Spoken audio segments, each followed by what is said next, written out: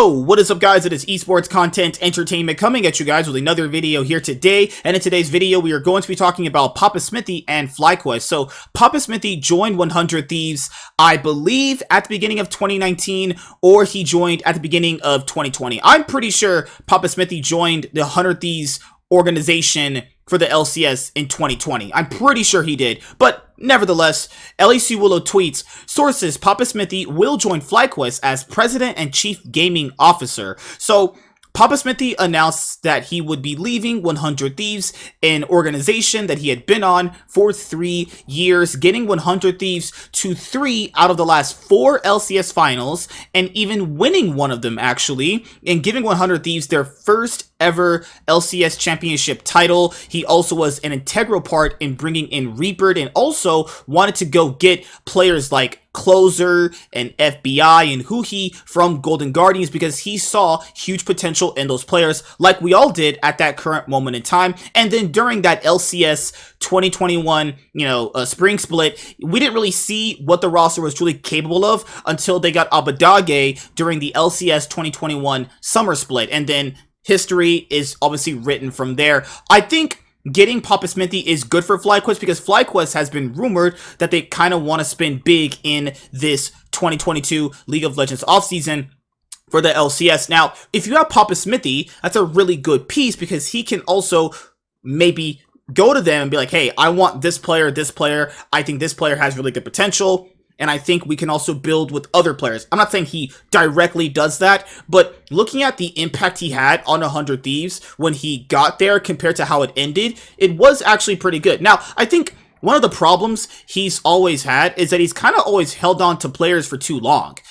He held on to Ryoma for way too long, even though Ryoma was literally the worst mid laner in the LCS for a while, actually. I don't know why this dude was just hanging on to Ryoma, thinking that Ryoma was going to be anything good than what he was. Ryoma was just like straight up shit, and I just don't know why he kept him for that long, honestly. But if FlyQuest want to spin big, they're going to have to bring in players that are good right now, but you can also see big improvements in. Maybe they bring up Tenacity. I know a lot of people were just talking about this Tenacity guy, well, maybe Papasmithy might try and get FlyQuest to get him so we can utilize him on this new FlyQuest roster, because the FlyQuest roster is going to look a bit different coming into the LCS 2023 season because Jose Diodo has been already allowed to explore options. I don't know about players like Philip or Takuli or Johnson. They said Johnson was removed from the contract player database, so Johnson's probably gone. I would keep Aframu. I think Aframu played well for FlyQuest, but he's gonna need another ADC that can really unlock him, and the bot lane is always a thing of just having both players unlock each other, but I think Johnson and Aframu as a bot lane was good initially back on like Dignitas, but you saw like the issues that they had on FlyQuest, and there were some weeks where FlyQuest looked pretty legit, but just the Aframu Johnson bot lane wasn't really cutting it, as the year went by, I don't really know if you would want to keep Philip. If you're trying to spin big and compete for winning a championship,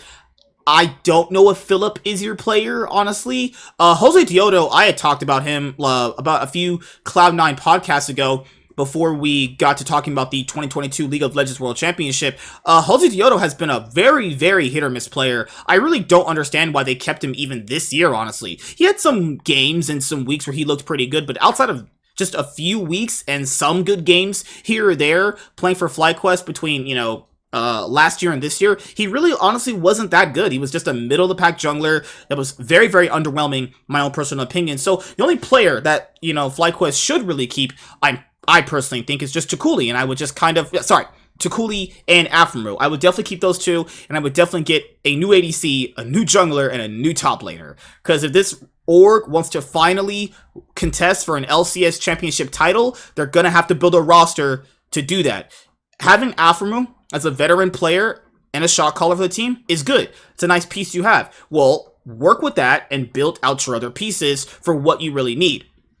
Because as much as I think Philip wasn't as bad as a lot of people had said, but he wasn't great either. And that's the thing with League of Legends is you need those extra edges to be better, than your competition. So is Papasmithy gonna be this guy to really get all the pieces on FlyQuest that he needs? He did it for 100 Thieves.